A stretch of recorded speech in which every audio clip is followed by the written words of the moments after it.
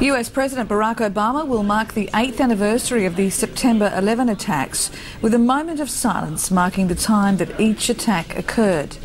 Since that day, though, a nagging question has remained: could the attacks have been prevented? As a highly praised undercover operative for the FBI for the last 13 years, he was known as Mohammed. His real name is Eli Assad, a 36-year-old native of Lebanon. I gave 13 years, and maybe now is the time people to understand what I did. 8 years after the 9/11 attacks, Assad is now going public with an account of how he says he and the FBI missed a chance to stop the hijackers. You could have stopped the attacks. Yes, I could. I'm not 100%, I'm million% positive. In early 2001, the FBI sent Assad to infiltrate this small mosque outside Miami.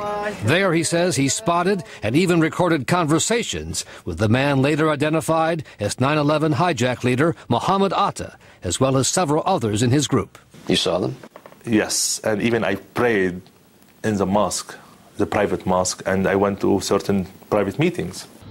But Assad says over his objections, the FBI told him to leave Atta alone and instead to set up and sting two men that he calls wannabe terrorists. Oh, yes. Assad says while he was posing as a bomb maker, he's the one on the right, and producing weapons for the wannabes, the real terrorists were left alone. This is yet another example of the way the system broke down prior to 9/11. And if the system had worked, we might have been able to identify these people before the attacks. Shortly after the attacks, Assad says he identified Atta as the man the FBI told him to leave alone. I was very angry. I was very upset. You were that close?